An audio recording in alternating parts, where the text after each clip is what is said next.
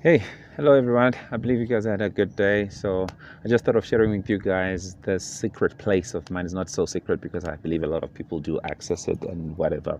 But this is where I come normally at 5 a.m. to just have a quiet time and meditate and go through my head and whatever content or information that is in there. And this is the place where I normally just come out to chill and challenge myself to be the best I can be on each and every day.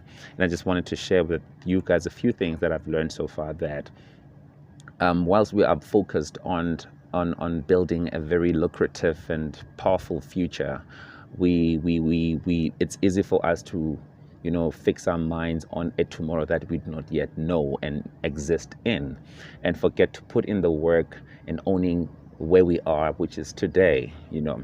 And we always thinking about the 5 year plans, 10 year plans, and so forth. And we all have all these things written down in paper. Some of them, if you guys even have vision boards, but nobody puts in the work that is required on a daily basis to make that future, to make that tomorrow a very seamlessly achievable one. We tend to, fix our eyes on things that, in my opinion, are not so very important.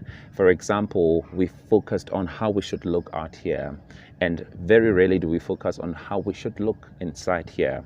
Our spirit men, our souls are left toiling. There are so many emotional scars that, if attended to, can literally lead you seamlessly so into your future, for you to be present in it, and not only just present in it, but also dominate in it, and realize your full being, and realizing your dreams and the fullness of your being, that is rather.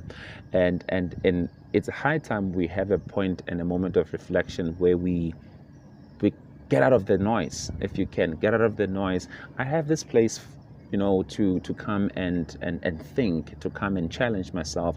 And I believe everybody can establish such a similar place for themselves, to challenge yourself, to test yourself, to see just how far you can go.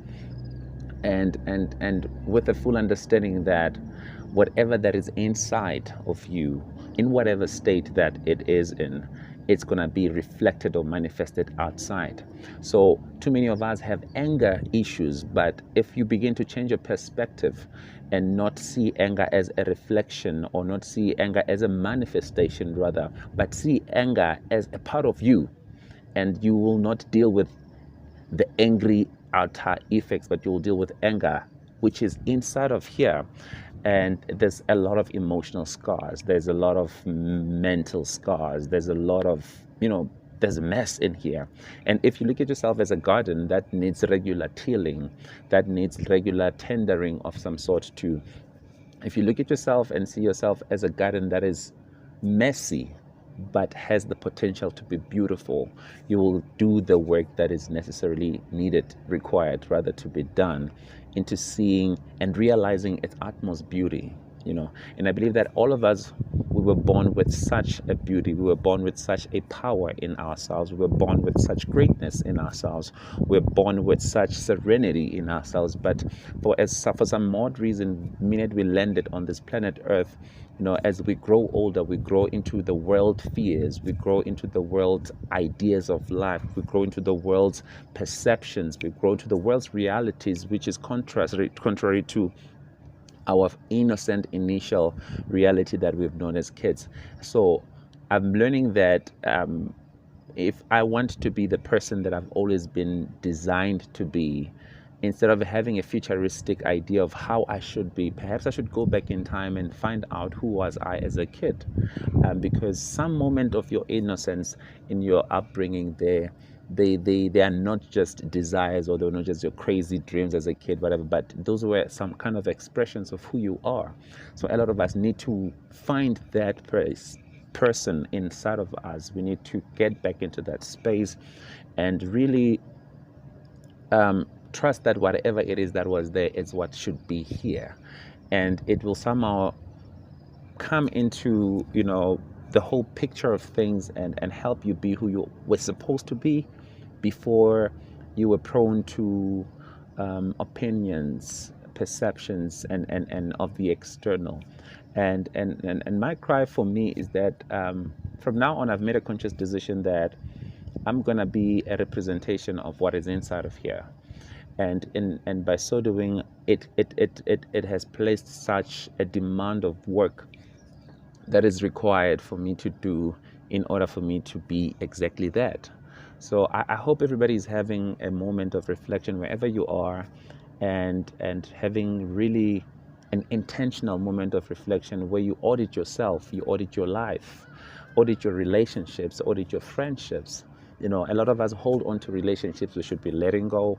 A lot of us hold on to friendships we should be letting go because for some odd reason we have defined ourselves to those things.